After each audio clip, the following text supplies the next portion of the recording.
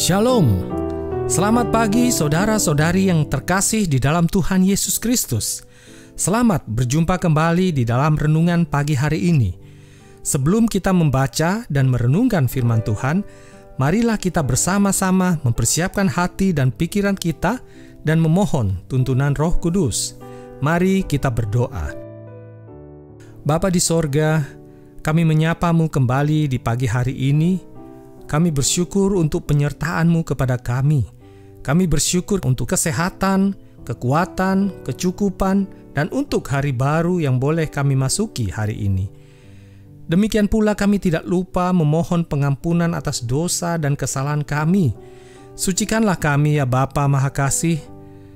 Sebentar lagi kami akan membaca sebagian dari firman Tuhan.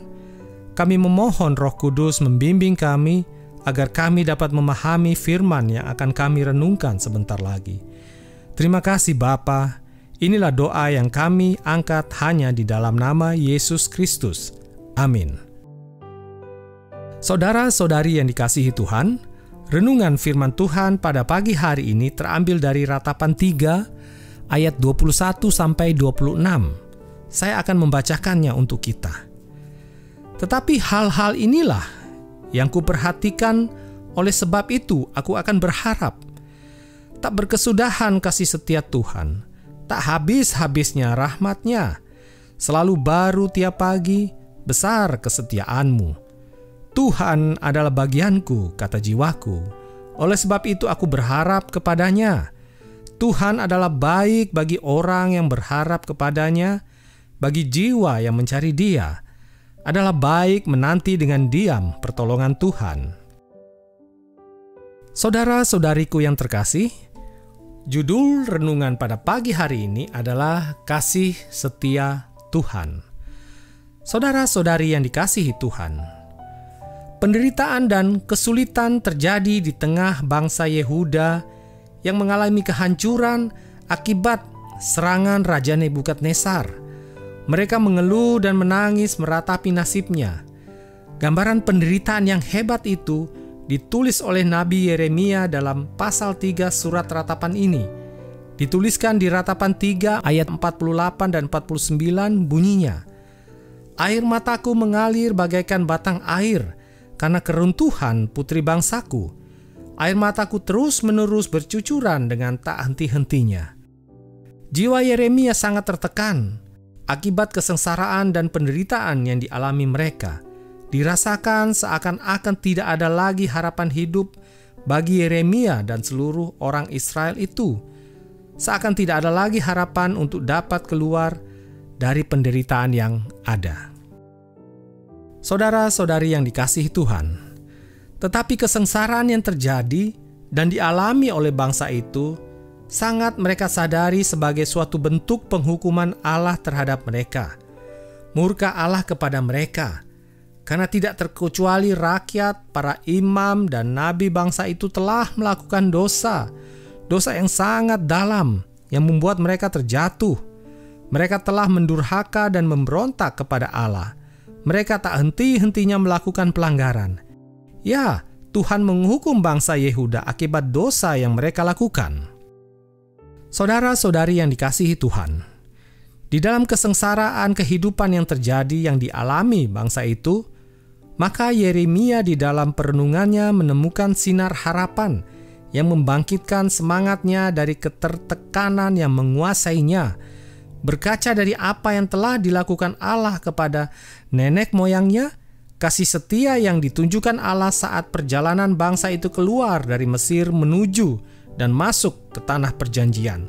Yeremia mendapati dan mengakui bahwa kasih setia Tuhan itu besar dan Tuhan selalu memberikan rahmat yang tak berkesudahan setiap hari dan selalu baru setiap pagi.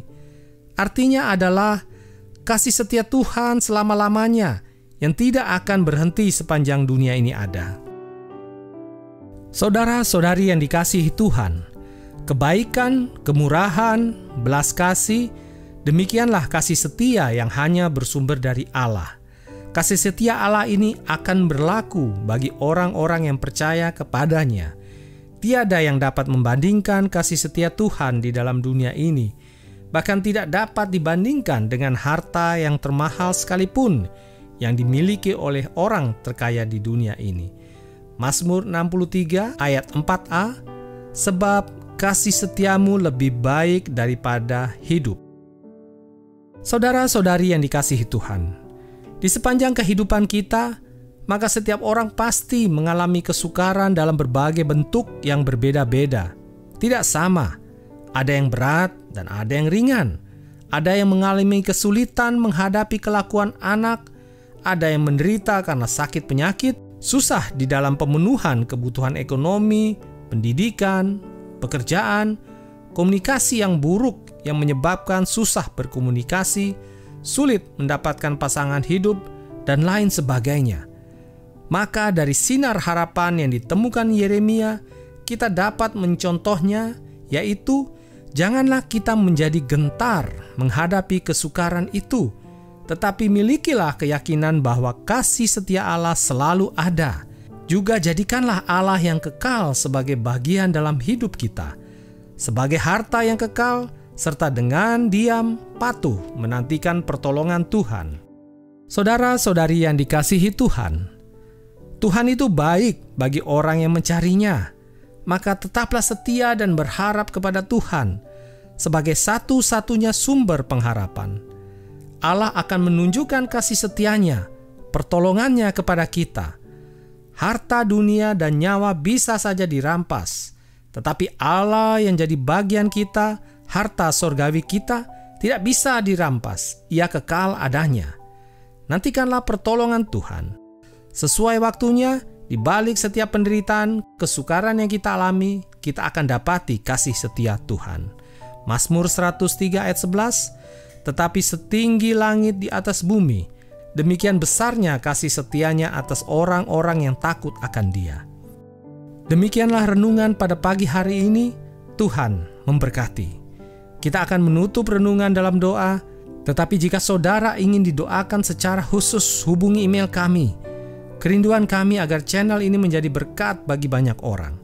Mari kita berdoa. Betapa kami bersyukur untuk renungan firman Tuhan yang baru saja kami dengar.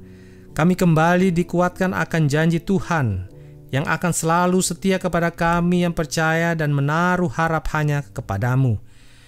Terima kasih Tuhan, biarlah seluruh umat Tuhan yang mendengar janji-Mu ini menjadi dikuatkan, terlebih-lebih bagi saudara-saudara kami, umat-Mu yang saat ini sedang dalam mengalami pergumulan. Ya Tuhan, lawatlah mereka dan bantulah mereka untuk mengingat janji-Mu ini, sehingga semangat mereka tidak padam dan segera mampu keluar dari persoalan yang sedang dihadapi. Pagi hari ini, kami juga teringat untuk mendoakan para pemimpin gereja serta hamba Tuhan, juga para pemimpin negara kami.